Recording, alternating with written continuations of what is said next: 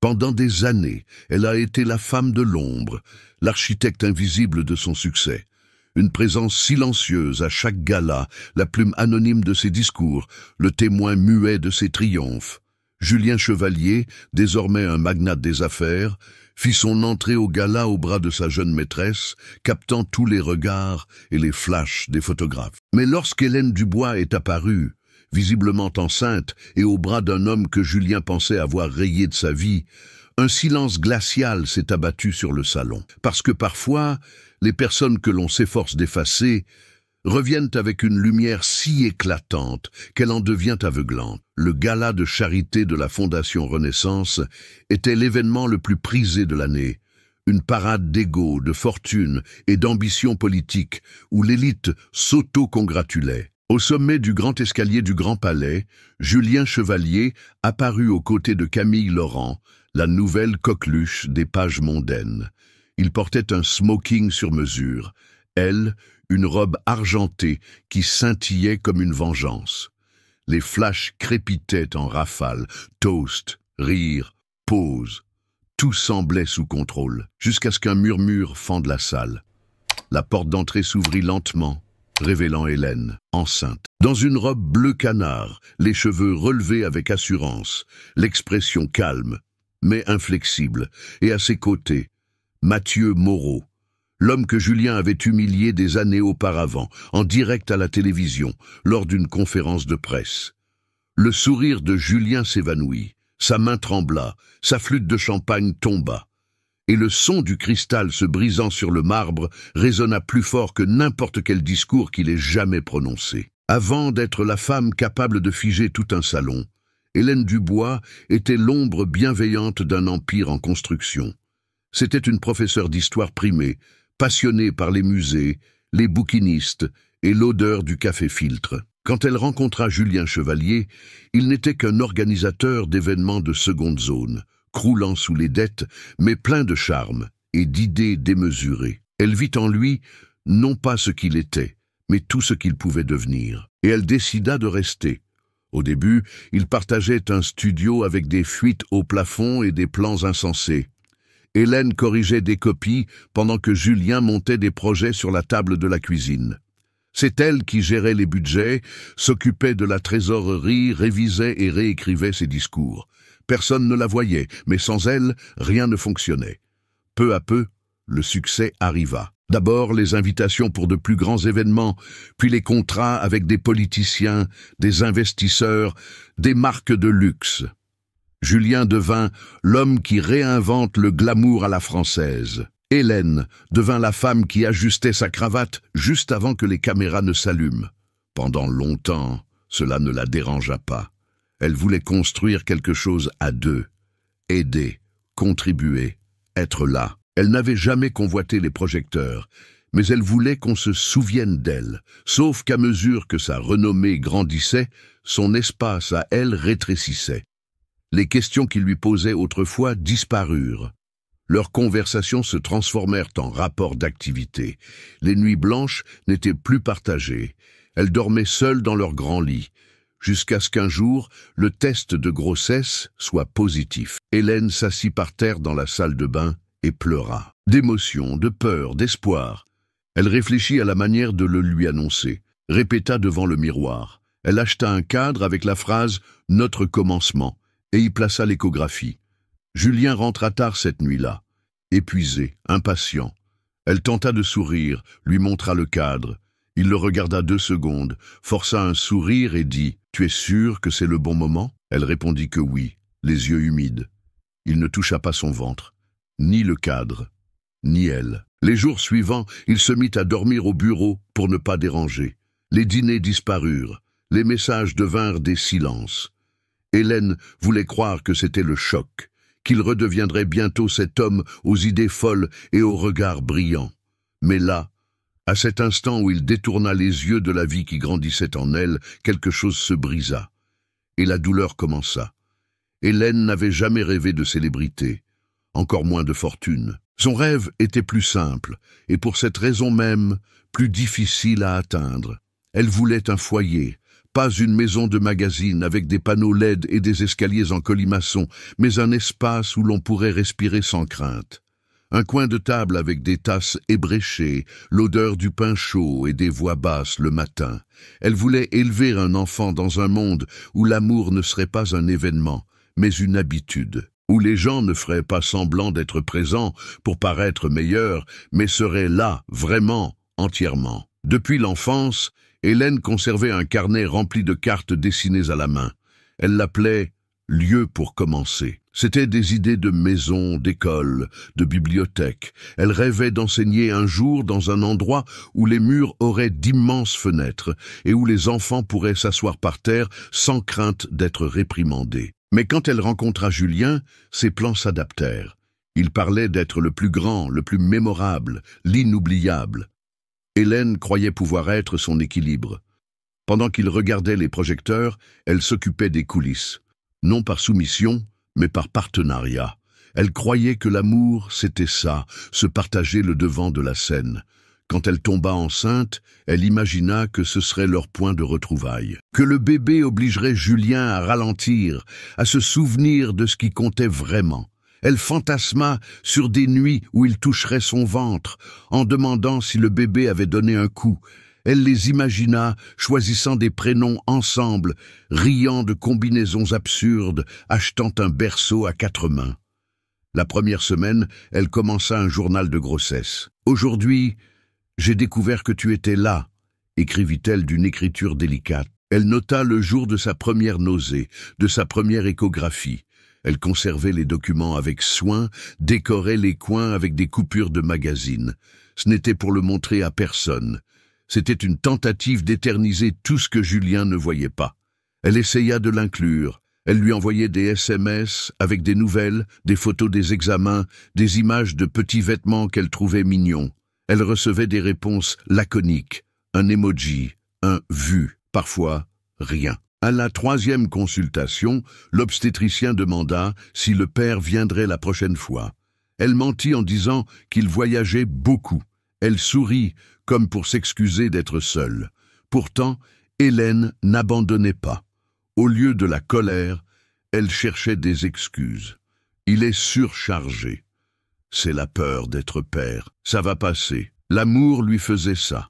Il inventait des prétextes pour la douleur, juste pour ne pas admettre l'abandon. Elle commença à enregistrer des mémos vocaux pour le bébé, seule, dans les après-midi silencieux de la maison. Elle lui parlait de la musique qu'elle aimait, des livres qu'elle lisait.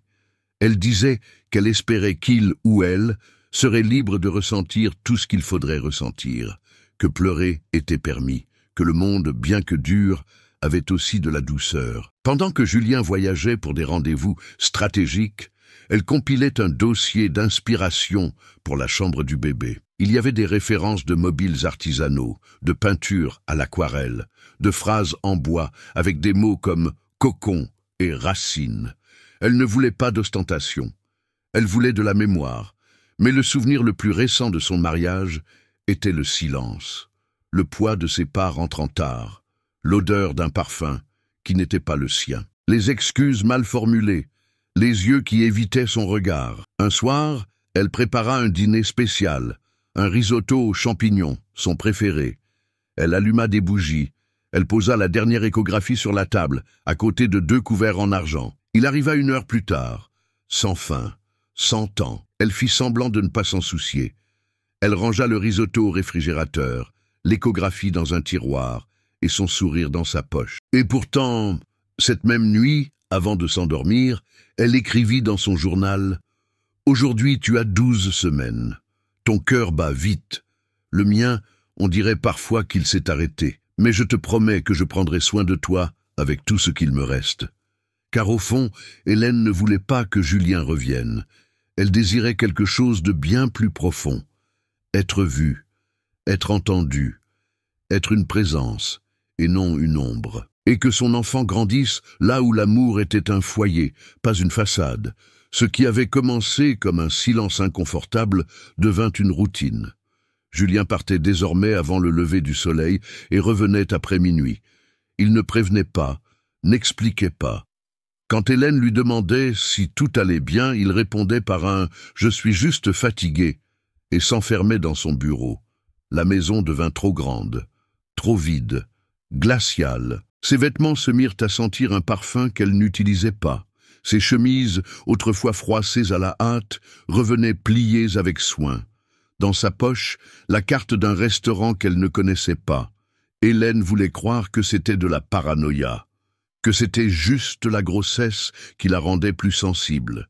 Mais son corps hurlait une vérité que ses yeux refusaient encore de voir. Dans le groupe de discussion familiale, les tantes posaient des questions sur le bébé. Hélène répondait avec des emojis, des photos, des échographies.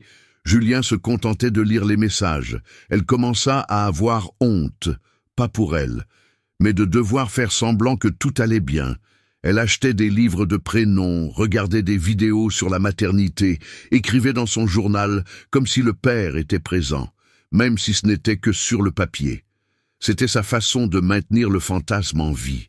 Mais le fantasme commença à se fissurer en public. Un mardi après-midi, alors qu'elle l'attendait à la réception de son entreprise, elle entendit 2 employés commenter « Camille était avec lui au penthouse hier soir. On aurait dit un couple de pub. On dit que c'est elle qui signe les contrats maintenant. » Des rires étouffés, un silence soudain quand elle remarquèrent sa présence. Hélène fit semblant de n'avoir rien entendu, mais à cet instant, quelque chose trembla en elle. Elle serra son journal dans son sac, comme si elle s'agrippait à une corde pour ne pas tomber. Cette nuit-là, Julien ne rentra pas. Il envoya un message à 2 heures du matin. « Je dors à l'hôtel. Réunion tôt demain. » Aucune explication. Aucune tendresse. Aucun « Comment vas-tu ?» Elle commença à surveiller les réseaux sociaux. Camille apparaissait de plus en plus à ses côtés lors d'événements, d'inaugurations, dans des articles sur le nouveau positionnement de l'entreprise. « L'entrepreneur et la consultante qui redéfinissent le luxe urbain », disait une légende. Aucune mention d'Hélène, aucune trace d'elle. Chez le médecin, l'obstétricien demanda « Votre compagnon ne viendra à aucune consultation ?» Hélène sourit, embarrassée. Il est débordé de travail, mais au fond d'elle, elle savait que ce n'était pas une question de temps. C'était une question de volonté, de présence, de choix. Et il avait choisi autre chose. Une nuit, elle se leva pour boire de l'eau. Dans le couloir sombre, elle entendit Julien murmurer au téléphone dans son bureau « Tu sais bien que c'est avec toi que je veux être… » Elle s'arrêta net. Silence. Elle retourna dans sa chambre comme si elle avait avalé des pierres. Elle ne pleura pas, pas encore. Elle était au-delà des larmes. Elle se mit à ranger ses vêtements sans grand soin. La nourriture refroidissait sur la table. Les mots doux qu'elle laissait disparurent. Peu à peu, elle cessa d'essayer. Mais elle n'arrivait toujours pas à abandonner. C'était comme être piégée dans un cycle de souvenirs qui insistait à lui promettre qu'il redeviendrait l'homme dont elle était tombée amoureuse. À la fin de ce mois, elle se rendit au lancement d'une nouvelle aile de l'hôpital caritatif, qu'ils avaient tous deux aidé à financer. L'événement était privé, mais elle avait son nom sur la liste. Du moins, c'est ce qu'elle croyait. En arrivant, on la bloqua à l'entrée. « Excusez-moi, madame. Liste restreinte. » Hélène expliqua qu'elle était l'épouse du mécène. Le garde hésita, appela quelqu'un par radio. Quelques minutes plus tard, la réponse « Son nom ne figure pas sur la liste, madame. » Alors qu'elle insistait, elle vit de loin Julien arriver avec Camille. Il riait, il lui baisa la main devant les photographes. Il ne la vit pas, ou fit semblant de ne pas la voir. Là, sur le trottoir, Hélène comprit. Elle n'était pas seulement trahie, elle était en train d'être effacée. Du discours, des photos, des événements, de sa vie. Elle rentra en taxi, serrant son journal comme si c'était un enfant. Elle entra dans la chambre du bébé, encore sans meubles. Elle s'assit par terre, dans un coin, et y resta, en silence, comme une ombre qui a oublié son propre corps. Il ne s'agissait plus de perdre un mariage, il s'agissait de perdre le droit d'exister. Cela aurait dû être une soirée comme les autres. Mais quelque chose en Hélène insistait pour qu'elle sorte. Elle devait voir. Elle devait en avoir le cœur net. Sur le site d'un magazine événementiel, elle lut que Julien serait honoré du prix visionnaire de l'année lors du cocktail de clôture de l'Expo Luxe, un salon international d'architecture, de design et d'innovation, qu'il avait lui-même aidé à financer en coulisses. C'était un événement de gala, fermé à la presse et aux invités. Hélène hésita. L'invitation qu'elle avait trouvée quelques jours plus tôt sur la table était déjà périmée. Mais elle appela une vieille amie qui travaillait à la fondation et obtint un bracelet d'accès. Rien d'officiel, juste un ruban discret qui n'attirait pas l'attention. Elle enfila une robe noire qui lui allait encore, rien de serré, juste confortable. Elle se fit un chignon simple, pas de maquillage, elle ne voulait pas être remarquée. Elle avait juste besoin de confirmer de ses propres yeux que tout ce qu'elle ressentait n'était pas une exagération. En arrivant au centre des congrès, tout semblait irréel. Tapis rouge, panneaux lumineux pulsants, serveurs avec des plateaux de champagne et photographes à chaque coin. La musique d'ambiance était instrumentale, élégante, presque solennelle. Elle passa l'entrée avec le bracelet au poignet, le regard bas et le cœur serré. Elle se dirigea vers le salon principal. Et il était là, Julien Chevalier, avec Camille Laurent à ses côtés. Tous deux riant, trinquant, posant pour des photos sous un panneau proclamant « Le futur, c'est maintenant ». Elle portait une robe dorée, les épaules nues, les cheveux parfaitement ondulés. Lui, une veste en velours sombre, un air arrogant et la posture de quelqu'un qui ne doit plus rien à personne. Hélène resta figée à quelques mètres. Le monde tournait au ralenti. Le présentateur de l'événement monta sur scène. « Mesdames et messieurs, c'est avec un immense honneur que nous accueillons ici le nom qui a redéfini le concept de l'expérience de luxe en France. » Les projecteurs se tournèrent vers Julien. Un homme dont la vision a séduit investisseurs, artistes et créateurs, et qui compte désormais une nouvelle force à ses côtés. Le public se tourna. Camille Laurent, responsable de la nouvelle branche créative de Chevalier Annecy, est plus qu'un esprit brillant. Elle est le visage d'une nouvelle ère. Applaudissements. Flash. Hélène sentit ses jambes flageoler, mais elle resta là. Puis Julien prit le micro. « Je tiens à remercier tout particulièrement la femme qui a été mon inspiration ces derniers mois. Avec elle, j'ai redécouvert des chemins que je pensais avoir perdus. Une femme forte, audacieuse, créative, qui n'a pas peur de recommencer. » Il se tourna vers Camille et lui tendit la main. « Tu es l'architecte de mon nouvel avenir. » La salle applaudit. Pas Hélène. Elle se contenta de tourner le dos. Elle traversa le salon lentement, essayant de ne pas trébucher. Elle sentait les gens la bousculer, chuchoter. Certains la reconnaissaient. D'autres faisaient semblant de ne pas la voir. Comme si elle était une ombre étrange dans ce décor bien huilé. Elle se dirigea vers la mezzanine réservée, où elle savait qu'il y avait un salon avec des fauteuils et de l'eau. Mais en arrivant à l'entrée, elle fut arrêtée par un agent de sécurité. « Désolée, zone privée. Je suis l'épouse de l'homme honoré ce soir, » dit-elle d'un ton calme. « Je suis désolée, madame. Uniquement les personnes avec un bracelet VIP. Il ne m'en a pas donné, » murmura-t-elle. L'agent hésita. Il parla dans sa radio, demanda des instructions. Attendit. Et puis la réponse tomba. Froide. Ordre de la production. Accès refusé. L'homme baissa les yeux. « Je suis désolé, madame. Je dois vous demander de vous éloigner. » Hélène regarda le sol, puis ses mains, puis son ventre. Elle sentit le bébé bouger. Cela suffisait. Sans un mot, elle fit demi-tour. Elle se dirigea vers les toilettes les plus proches, s'enferma dans une cabine.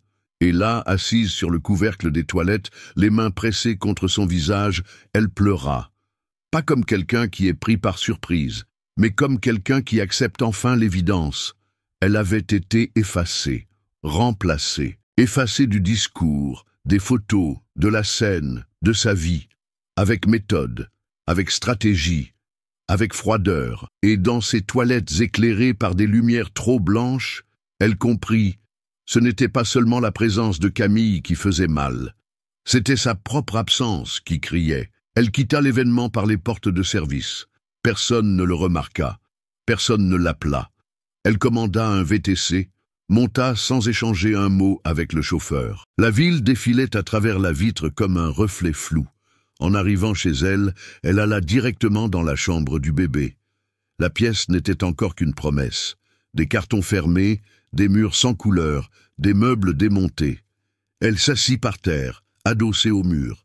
Elle sortit son journal de grossesse. Elle écrivit une seule phrase. « Aujourd'hui, on m'a rappelé qu'oublier est aussi un choix. » Elle ferma le carnet, le rangea dans le tiroir, éteignit la lumière et resta là, en silence. C'était la fin de quelque chose qui était déjà terminé depuis longtemps. Mais maintenant, c'était indéniable. Le lendemain matin, Hélène n'ouvrit pas les rideaux. Le soleil filtrait à travers les fentes comme un intrus indésirable. Le monde extérieur suivait son cours. Des voitures qui klaxonnaient, des livreurs qui sonnaient, des voisins qui discutaient de la chaleur inhabituelle. Mais à l'intérieur de l'appartement, le temps s'était arrêté, et elle aussi. Elle s'assit à la table de la cuisine, fixant une tasse de thé froid.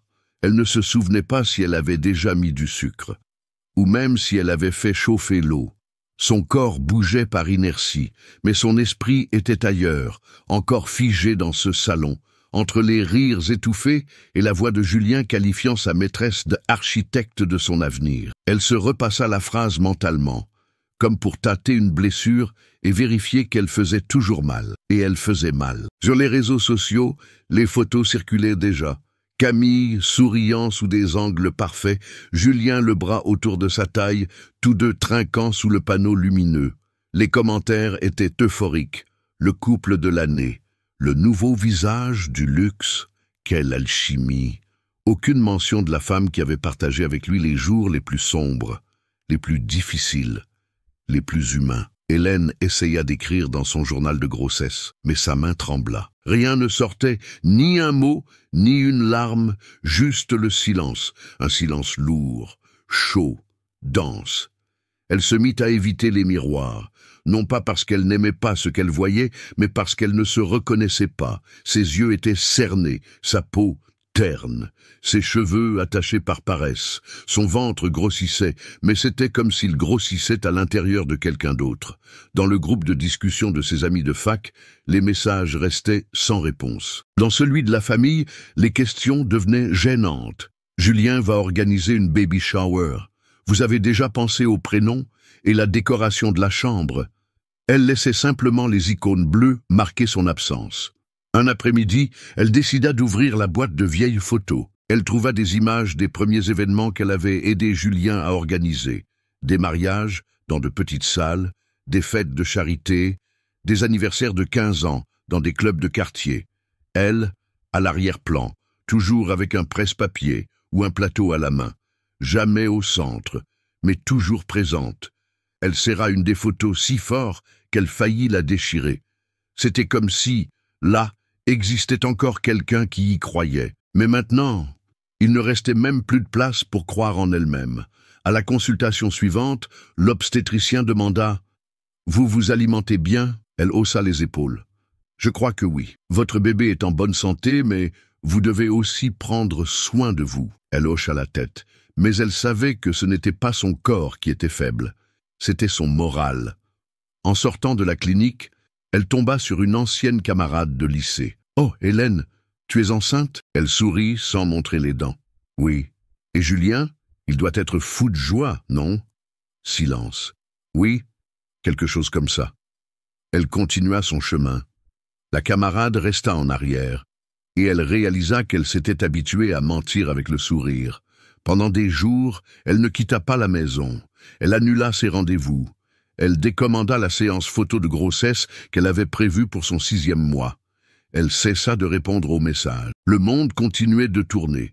C'était elle qui s'était déconnectée de sa rotation, jusqu'à ce que, par un matin brumeux, la sonnette retentisse. Elle n'attendait personne. C'était un livreur avec un colis. Pas d'expéditeur. Pas de mots. À l'intérieur, un livre. Lettre à un enfant jamais né. Doriana Falassi. En guise de marque-page, une simple feuille pliée avec une écriture familière. Tu existes encore, même quand on essaie de t'effacer. Monsieur. Les yeux d'Hélène s'écarquillèrent. Monsieur? Mathieu. La vérité lui sauta aux yeux. Mathieu Moreau, son ancien élève. Aujourd'hui médecin obstétricien. Elle l'avait croisé des semaines auparavant dans la salle d'attente d'une clinique, mais il n'avait échangé que des hochements de tête polis. Comment savait-il?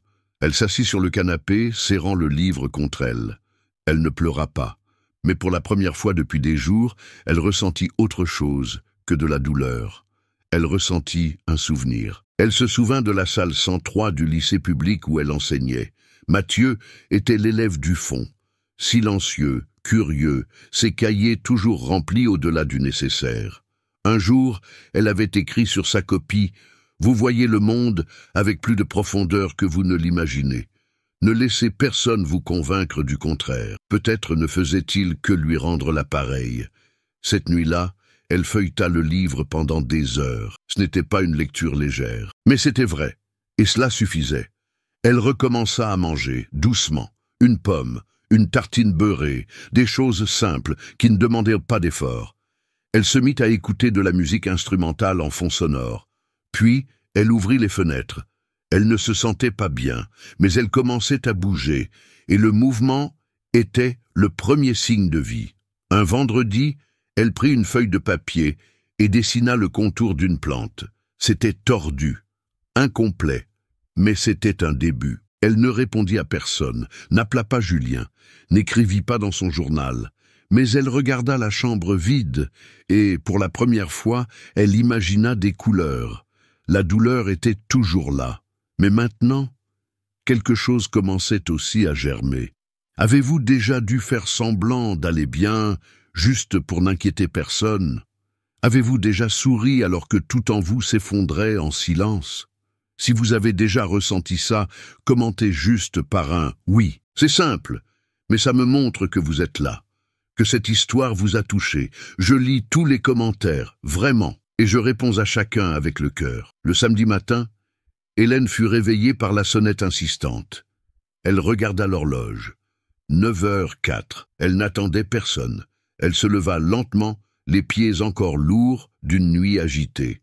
Elle ouvrit la porte avec précaution. C'était Mathieu, en sweatshirt gris, la barbe de quelques jours et un sac en papier à la main. Il le lui tendit comme on offre quelque chose de fragile. « J'ai apporté des croissants chauds et une tisane à la verveine. J'ai pensé que tu aurais peut-être besoin des deux. » Hélène ne savait pas quoi dire.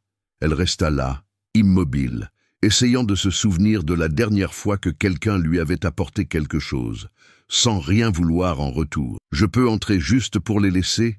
Je promets de ne pas rester si tu ne veux pas. » Elle hésita. Puis elle s'écarta et fit un signe de tête. Mathieu entra. L'appartement était encore dans la pénombre, les fenêtres fermées, des coussins sur le canapé. Hélène ramassa une couverture froissée avec une excuse muette dans le regard. « Je n'ai rien préparé. Tout est un peu en désordre. Ce n'est pas grave. Tu es en train de vivre, pas de monter une vitrine. » Elle faillit rire. Il posa le sac sur la table et commença à servir, comme s'il avait déjà fait ça des dizaines de fois. L'odeur des croissants envahit la pièce. La tisane dégageait une chaleur timide. Hélène s'assit lentement, ne sachant toujours pas comment réagir à ce geste. « Comment tu as su ?» demanda-t-elle à voix basse. Mathieu la regarda avec un calme qui ne jugeait pas. « Je t'ai vu à la clinique. Et puis, disons que l'exposition médiatique de ton mari est loin d'être discrète. Et je me suis souvenu d'une de tes phrases. Cette fois-là, au lycée. Que parfois, le monde essaie d'éteindre les gens qui brillent doucement. » Hélène baissa les yeux. Une larme faillit couler, mais elle prit une grande inspiration. « Je ne brille plus, Mathieu. J'ai juste tenu bon. Tenir bon, c'est déjà briller en silence.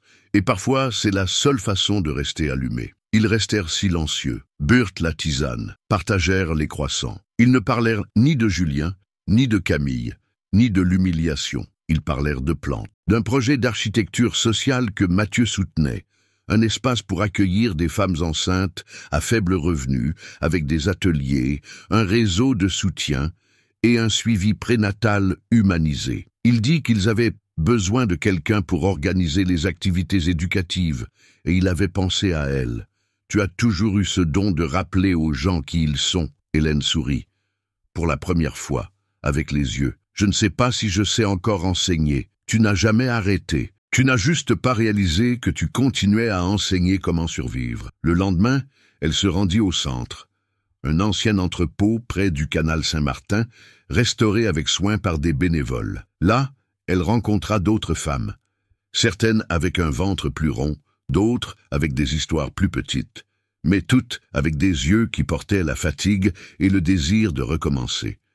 Une adolescente de 18 ans, nommée Léa, la regarda avec méfiance au début. Mais plus tard, elle lui demanda de l'aide pour écrire un mot au fils qu'elle ne connaissait pas encore. Hélène s'assit à côté d'elle et, sans s'en rendre compte, elle la guidait pour transformer ses sentiments en mots. L'après-midi, elle colla des affiches. Le soir, elle aida à organiser les armoires avec des vêtements donnés. Le troisième jour, elle apporta son propre journal de grossesse et en lut des extraits à voix haute aux autres. Personne ne rit, personne ne jugea.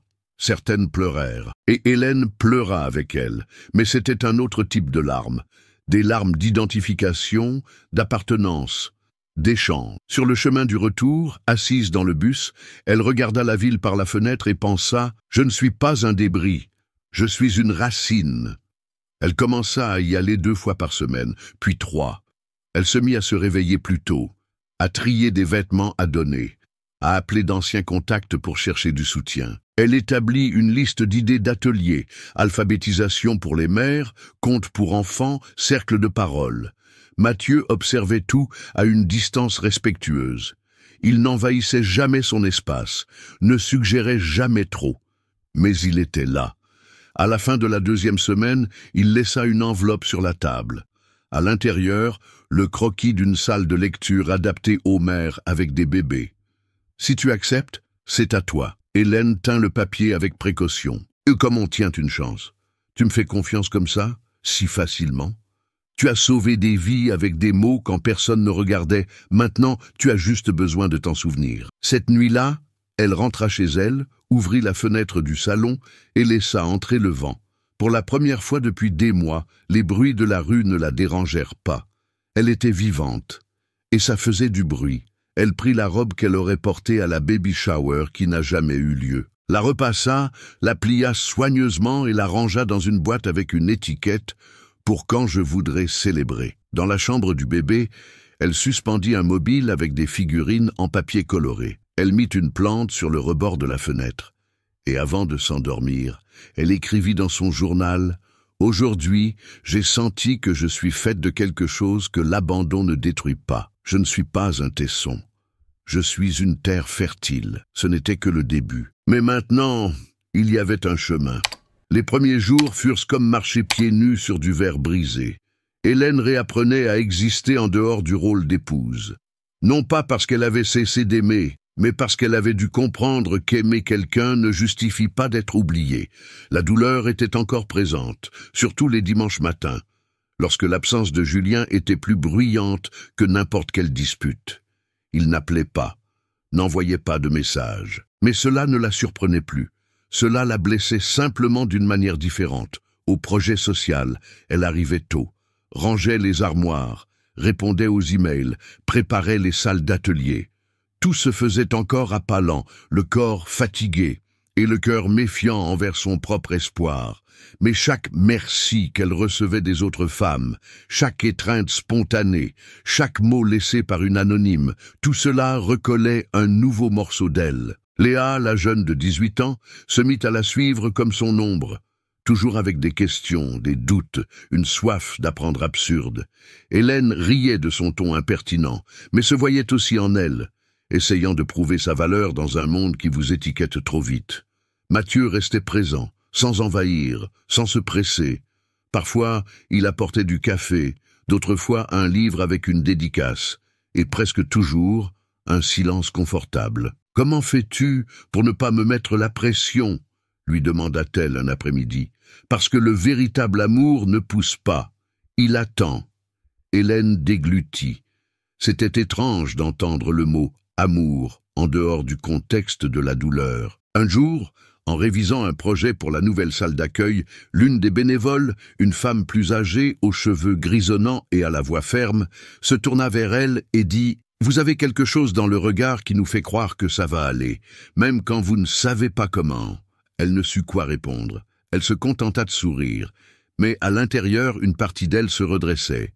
Peu à peu, elle recommença à se regarder dans le miroir. Elle se mit à prendre soin de ses cheveux, Elle se remit à porter le rouge à lèvres couleur brique qu'elle gardait depuis son mariage.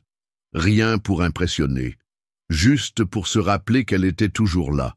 Mais tout n'était pas que fermeté. Il y eut des rechutes. Au 5e mois de grossesse, elle eut une crise de larmes en voyant une campagne publicitaire de l'entreprise de Julien placardée sur le flanc d'un bus. Lui et Camille, en tenue claire, souriant, avec le slogan « Construire demain ensemble ». Cela semblait une farce. Elle descendit du bus à l'arrêt suivant, s'assit sur un banc et pleura seule pendant 20 minutes. Puis elle appela Mathieu. Elle s'excusa d'appeler sans raison. Il répondit « La raison, c'est d'être en vie. Dis-moi où tu es. J'arrive avec une bouteille d'eau et du silence. » Et il vint. Il s'assit à côté d'elle. Ne dit rien pendant 10 minutes. Puis il lui mit la bouteille d'eau dans la main, désigna le ciel couvert et murmura « Même le ciel pleure, et personne ne le traite de faible. » La semaine suivante, Hélène retourna au projet avec plus de fermeté. Elle rédigea un plan d'activité axé sur l'estime de soi. Elle organisa un cercle de parole sur la maternité réelle, sans romantisme, sans glamour.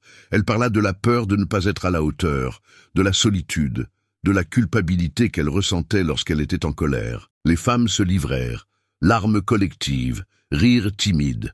Et là, au milieu de la salle, entourée d'histoires d'abandon et de courage, Hélène sentit qu'il y avait une place pour elle. Pas comme une ombre, mais comme une structure. Avec le temps, les murs de la chambre du bébé commencèrent à prendre des couleurs. D'abord, une nuance de bleu-gris, puis une frise avec des dessins faits par elle-même, de petits arbres aux grandes racines, peints avec calme entre les ateliers. Un jour, elle trouva une des boîtes contenant des objets de son mariage, photos, cartes, souvenirs d'événements. Elle pensa à tout déchirer, mais non. Elle rangea tout dans un dossier, y mit une étiquette « Chapitre clos ». Elle ne voulait pas oublier qui elle avait été. Elle avait juste besoin de cesser de se blesser avec ça. Au début du 7e mois, elle reçut une enveloppe du projet avec une proposition informelle. Coordonner l'expansion vers d'autres unités. Pas un poste officiel ni un salaire fixe, mais une invitation. Elle l'a lue 3 fois avant d'y croire. « Moi, coordonner ?» demanda-t-elle à Mathieu. « Tu le fais déjà depuis des semaines. On ne fait qu'officialiser ce que tout le monde ressent déjà. » Elle pleura, cette fois de fierté. Cette nuit-là, elle s'assit sur le canapé, les jambes surélevées, les mains sur le ventre, et écrivit dans son journal « Aujourd'hui, je n'ai pas demandé qu'on se souvienne de moi. Aujourd'hui, on s'est souvenu. » Le lendemain, en rangeant l'un des premiers pyjamas du bébé dans le tiroir, elle murmura « Tu arriveras dans un monde où ta mère apprend à se choisir, un pas à la fois, mais entière. » C'était une transformation. Pas magique, pas glamour, juste réelle. L'invitation arriva pliée dans une enveloppe noire avec des lettres dorées et un sceau en relief. Gala de charité de la Fondation Renaissance, édition annuelle, tenue de soirée. Lieu, pavillon d'Armenonville, date 27 août, 20 h. C'était le même événement qu'elle avait aidé à organiser des années auparavant, alors qu'elle travaillait encore dans l'ombre pour Julien. À l'époque, elle s'occupait de tout. Fournisseurs, liste d'invités, presse, logistique. Il souriait aux caméras, mais c'était elle qui faisait tourner la machine. Maintenant, son nom n'apparaissait nulle part. Elle tint l'invitation pendant quelques minutes, ne sachant si elle devait la jeter ou l'utiliser comme marque-page. Elle pensa refuser, ignorer, faire comme si elle n'était pas arrivée. Mais quelque chose en elle ne permettait pas cette fuite facile. Le même après-midi, Mathieu se présenta au centre d'accueil avec une housse à vêtements. « C'est d'une amie styliste. Elle a dit que tu n'as pas besoin de la rendre. » Hélène sortit la robe de la housse. Elle était vert sapin, longue, dans un tissu léger et discret, élégante, sans ostentation, solide, sans rigidité. Pourquoi m'as-tu apporté ça? Parce qu'une femme qui s'est reconstruite elle-même mérite d'être vue. Par elle-même. Elle hésita. Je ne sais pas si je veux affronter tout ça à nouveau. Tu n'y vas pas pour eux. Tu y vas pour toi. Elle resta silencieuse quelques secondes. Puis elle hocha la tête. Alors tu m'accompagnes. Si tu le veux, je le veux. Les jours suivants, elle ne dit rien à personne.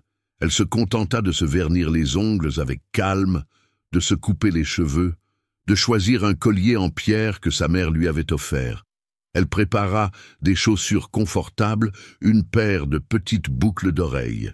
Et elle écrivit dans son journal « Cette fois, je n'y vais pas pour être approuvée, j'y vais pour exister ». Le soir du gala, le ciel était clair, mais l'air portait le poids de quelque chose sur le point de se produire. À 19h30, Mathieu se gara devant l'immeuble d'Hélène. Il portait un costume bleu marine, des chaussures légèrement usées sur les bords. Il n'avait pas l'apparat d'un magnate, mais sa présence était entière. Hélène apparut à la porte de l'immeuble dans la robe vert sapin qui épousait son ventre avec dignité. Maquillage léger, chignon haut, une main sur son ventre. Elle se dirigea vers la voiture sans se presser. « Tu es magnifique », dit Mathieu. « Je suis entière », répondit-elle. Le trajet jusqu'au pavillon d'Armenonville fut silencieux. Mathieu mit une musique instrumentale dans la voiture. Elle ferma les yeux quelques secondes. Elle respirait lentement, comme si elle se préparait à quelque chose de grand. Mais elle n'avait plus peur. En arrivant, ils virent les projecteurs illuminer la façade du pavillon, le tapis rouge, les photographes agglutinés. Hélène sentit son cœur s'accélérer, mais elle garda une allure assurée. Mathieu lui offrit son bras, et elle l'accepta. De l'autre côté de l'entrée, Julien était déjà arrivé, avec Camille. Elle portait une robe argentée, un décolleté profond et un sourire étudié. Il était en smoking noir et arborait son vieil air de celui qui croit que tout tourne autour de lui. Quand Hélène descendit de la voiture, quelques regards se tournèrent, mais l'impact ne se fit sentir que quelques secondes plus tard. Le ventre, la robe verte, l'homme à ses côtés. Le salon se figea. « Mais c'est Hélène? Elle est venue? Et enceinte? Qui est-ce » Les photographes hésitèrent, puis se précipitèrent. Les flashs crépitèrent. Hélène ne se cacha pas. Elle ne posa pas non plus. Elle se contenta de marcher, comme quelqu'un qui ne doit d'explication à personne. Julien, au loin, se crispa. La coupe dans sa main s'inclina légèrement. Camille lui dit quelque chose, mais il ne répondit pas. Hélène et Mathieu entrèrent dans le salon principal. L'orchestre s'arrêta un instant. Le présentateur, qui annonçait le prochain lauréat, se tut. Le son des talons d'Hélène sur le marbre semblait résonner jusqu'au lustre. Ils se dirigèrent vers une table latérale, s'assirent, sans fanfare, mais avec une force que personne ici ne pouvait ignorer. Quelques minutes plus tard, Julien s'approcha. Seul, il s'arrêta devant elle. Hélène, elle leva les yeux. « Bonsoir. » Il prit une profonde inspiration. « Tu es venue? »« Oui. »« Avec lui? »« Oui. Et tu es enceinte. De ton fils, Julien. Mais ça, tu le savais déjà. » Le silence entre eux était dense. Mathieu resta assis, n'intervint pas, ne menaça pas. Sa présence était calme. « On peut parler en privé ?» demanda Julien.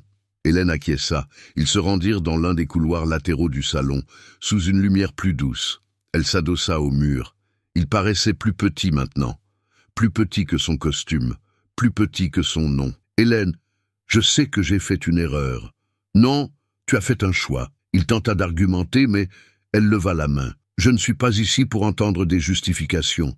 Je suis venu pour me rappeler que j'existe. Tu ne comprends pas. Julien, j'ai passé des mois à essayer de comprendre, à essayer de justifier l'injustifiable, à essayer de tenir dans les espaces que tu me laissais. Et tu sais quoi? J'y tenais. Mais je n'étais pas censé y être. Parce que je ne suis pas né pour être un reste. » Elle sortit une enveloppe de son sac. Le divorce, sans scandale, sans dispute, juste la vérité. Il prit le papier avec des mains tremblantes. « Tu me détestes ?» Elle respira. « Non, mais je ne t'attends plus non plus. » Elle retourna dans le salon du même pas assuré. Elle s'assit à côté de Mathieu et sourit. Julien resta figé dans le couloir, l'enveloppe entre les mains et l'ego en ruine. Quand les présentateurs annoncèrent les invités d'honneur de la prochaine édition du projet « Architecture sociale pour tous », il y eut une surprise. Et nous aimerions inviter la coordinatrice Hélène Dubois à prendre la direction du pôle d'expansion, pour son travail silencieux qui transforme les réalités. Les applaudissements fusèrent, pas par charité, mais par reconnaissance. Ce soir-là, Hélène n'a pas gagné une bataille. Elle s'est gagnée elle-même. Et c'était tout. Le salon, qui résonnait encore de l'annonce de l'hommage, sembla tourner autour d'un seul nom, Hélène Dubois. Les gens se regardaient. Certains avec une surprise sincère, d'autres avec une pointe de culpabilité dans le regard. Elle, là, enceinte, présente, solide, après avoir été ignorée par tant de gens. Elle n'était plus une ombre. Elle était le point de lumière qui redessinait la soirée. Mathieu, à ses côtés, gardait son silence habituel. Mais l'éclat dans ses yeux trahissait une fierté silencieuse, et aussi le respect. Il n'était pas là pour se montrer, il était là pour être un soutien, et rien de plus. Julien retourna à sa table, seul, l'enveloppe du divorce encore entre les doigts. Le papier semblait plus lourd que n'importe quel trophée qu'il ait jamais reçu. Camille l'attendait, les bras croisés. Quand elle le vit revenir, pâle et silencieux, elle le tira par le bras. « Qu'est-ce qui se passe? Tu vas laisser faire ça ?» Il ne répondit pas. Il se contenta de s'asseoir. Le visage qui avait autrefois fait la une des magazines était maintenant blême, tendu. Il semblait déplacé à sa propre fête. Les lumières continuaient de clignoter, les serveurs de passer, l'orchestre de reprendre la musique. Mais tout semblait très lointain. Pendant ce temps, Hélène était peu à peu entourée de personnalités qui, auparavant, la saluaient à peine. Une ancienne commissaire d'exposition s'approcha, hésitante. « Hélène, vous êtes magnifique, et, si je puis me permettre, courageuse. » Elle se contenta de sourire. Le courage, c'est de continuer, même quand personne ne vous applaudit. D'autres personnes vinrent, des journalistes, d'anciens collègues, des directeurs de fondation.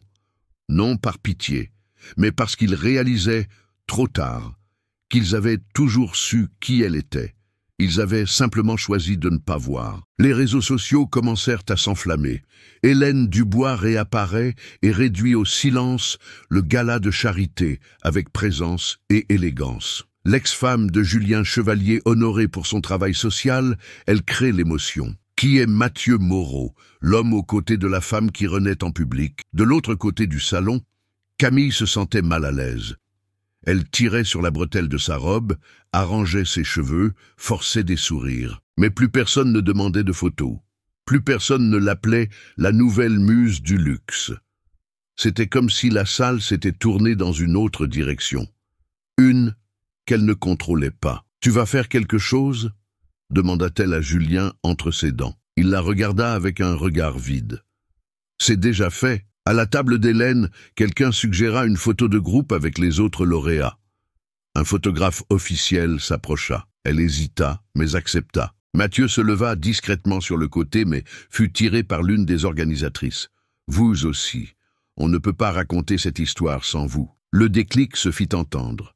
Une image qui ferait le tour du pays. Hélène, enceinte, souriant légèrement. Mathieu à ses côtés. En arrière-plan, la bannière de la fondation affichait la phrase de la soirée. « La présence est transformation ». Julien observait de loin. La coupe dans sa main restait intacte. Et pour la première fois depuis des années, personne ne s'approchait pour le féliciter. Dans le couloir latéral, un journaliste de télévision attendait le bon moment. Voyant Julien seul, il s'approcha. « Monsieur Chevalier, bonsoir. Un commentaire sur l'hommage à votre ex-femme ?» Il hésita. Puis lâcha presque dans un murmure. Elle l'a toujours mérité. La différence, c'est que maintenant, le monde le voit. Camille perçut la distance. Elle tenta de prendre les devants. On prend une photo ensemble, pour la presse internationale. Il secoua la tête. Pas ce soir. Elle insista. Il se leva, mais pas avec elle. Il se dirigea vers la sortie. Camille resta en arrière, entourée de flashs qui ne crépitaient plus. Pendant ce temps, Hélène se promenait avec Mathieu dans le jardin du pavillon. Elle avait besoin de respirer. Elle sentait le bébé bouger avec plus de force. La nuit était douce, le ciel clair, la brise légère. « Ça va ?» demanda-t-il. « Ça va. Pour la première fois, ça va. Tu as été géante là-dedans. Je ne voulais pas être géante. Je voulais juste être entière. Et ce soir...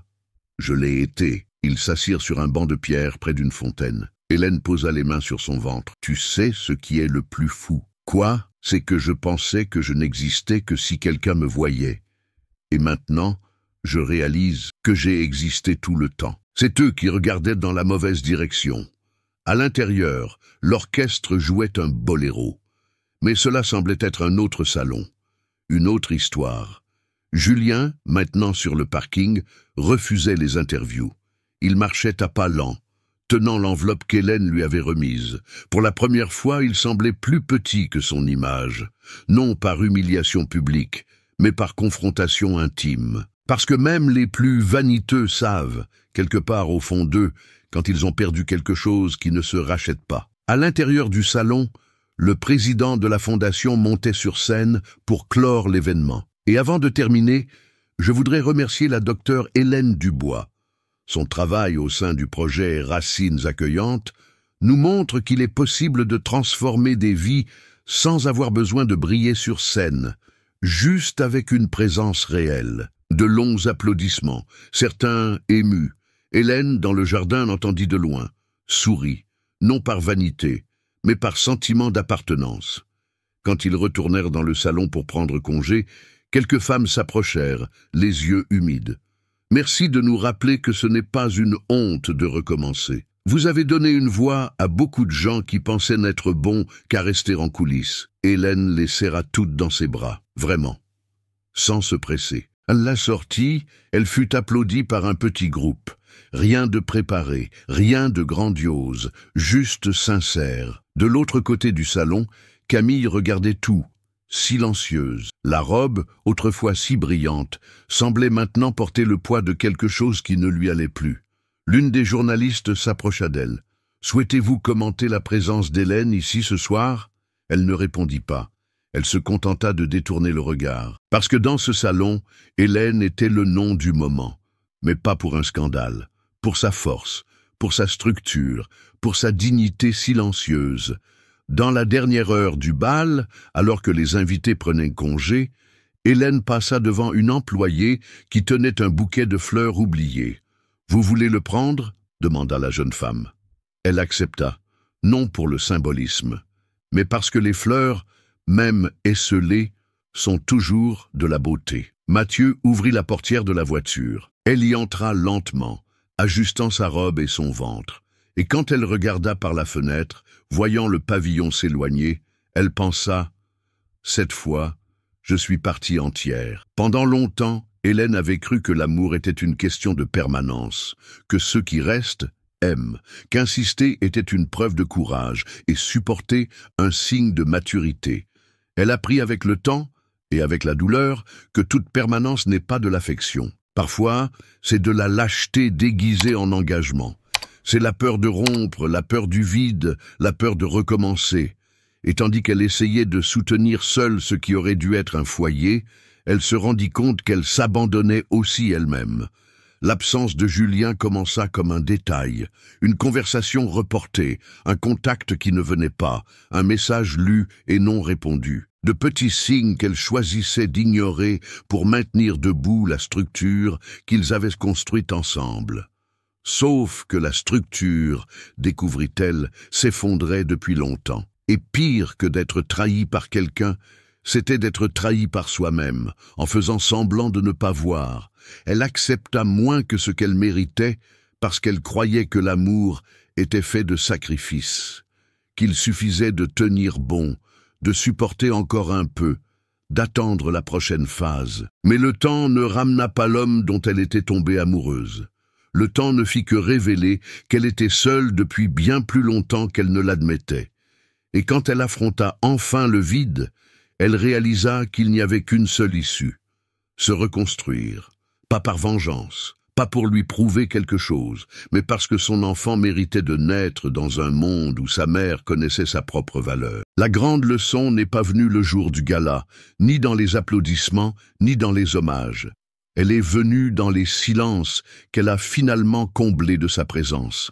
Elle est venue dans les matins où elle a choisi de se lever, même le cœur lourd. Dans les après-midi où elle a dit non, sans culpabilité. Dans les nuits où elle a mis de la musique et a dansé seule, sentant son propre corps occuper l'espace. Hélène comprit qu'elle n'avait pas besoin d'une scène pour être la protagoniste. Il suffisait d'exister, d'être entière, avec ses marques, ses poses, ses pertes. Parce que la dignité n'est pas un cadeau que quelqu'un vous fait. C'est une décision que l'on prend tous les jours, quand on choisit de ne pas se diminuer par peur de perdre quelqu'un. Elle n'est pas sortie indemne de la douleur, mais elle en est sortie lucide. Et ce fut sa plus grande victoire. Hélène n'est pas devenue une célébrité. Elle n'en a pas eu envie. Après cette nuit-là, elle refusa les invitations à des interviews, des chroniques mondaines, même une proposition de documentaire. Elle dit simplement que son histoire n'avait pas besoin de scène. Il suffisait qu'elle continue à être vécue avec vérité. 2 mois après le gala, Aurore est née. Un accouchement tranquille, par un matin de soleil timide, à la maternité du projet social même, où elle travaillait désormais comme coordinatrice. Mathieu attendit dans la salle d'attente avec un bouquet de lavande fraîche et quelques livres pour enfants en cadeau. Rien d'ostentatoire, juste une présence. Hélène serra sa fille dans ses bras avec un sanglot contenu et un murmure. « Bienvenue, mon amour. Maintenant, tout recommence. » Dans les jours qui suivirent, la maison gagna un autre rythme. Les nuits blanches arrivèrent comme prévu, mais pas seules. Elles furent accompagnées de paix, d'un bon silence, de légèreté. C'était épuisant, mais c'était entier. Julien se présenta 3 jours après la naissance, sans prévenir. Il apportait des fleurs chères et avait les yeux rouges. Il demanda à voir sa fille. Hélène n'hésita pas. Elle plaça Aurore dans ses bras avec fermeté, sans peur. Ils restèrent en silence pendant de longues minutes. Il n'y eut pas d'accusation, ni d'explication. Il ne demanda pas pardon. Elle ne demanda rien non plus. Il était trop tard pour reconstruire ce qui avait été. Mais il était encore temps pour lui d'apprendre à être un père, s'il était disposé. Hélène fut claire, elle n'avait pas besoin de lui. Mais Aurore aurait l'espace de choisir ce qu'elle construirait avec lui, à condition qu'il se présente avec constance, pas avec des excuses. Julien se mit à venir assez fréquemment. Il n'essaya plus jamais de se remettre avec elle, peut-être par orgueil, peut-être par honte, ou peut-être parce qu'il avait enfin compris que ceux qui disparaissent dans les moments difficiles ne reviennent pas en héros. Camille poursuivit sa carrière en solo. Elle perdit quelques contrats, fut retirée de quelques listes. Mais elle apprit à se repositionner. Elle disparut des gros titres, retourna dans les coulisses. Hélène n'en sut jamais plus rien et ne chercha pas à savoir. Mathieu resta présent. Il aidait sans s'imposer. Il apparaissait avec de la soupe, de la patience, des livres de coloriage. Il n'y avait pas d'étiquette entre eux, juste de l'affection, du respect et un lien silencieux construit sans hâte. Hélène transforma une partie de la maison en un petit atelier. Elle reprit d'anciens projets, redessina des idées abandonnées, écrivit des articles sur l'architecture affective et la maternité invisibilisée. Son nom recommença à circuler, mais cette fois de son propre chef. Le dimanche matin, elle prenait son café en regardant Aurore dormir dans son berceau. C'était l'image de la paix, non pas par perfection, mais parce que tout y était vrai, et cela, maintenant, suffisait. Si cette histoire vous a touché d'une manière ou d'une autre, si à un moment donné, vous avez senti qu'elle vous parlait, laissez un pouce bleu. Cela me montre que ça vaut la peine de continuer à raconter des histoires comme celle-ci. Maintenant, dites-moi dans les commentaires, de quelle ville regardez-vous? Je les lis tous et je réponds à chacun avec soin. Vraiment. Et si vous croyez que les histoires émeuvent et transforment, abonnez-vous à la chaîne. Il y a beaucoup de belles choses à venir et votre présence ici est essentielle. Ne partez pas tout de suite, non. Choisissez l'une des histoires que j'ai laissées à l'écran et rejoignez-moi pour la prochaine vidéo.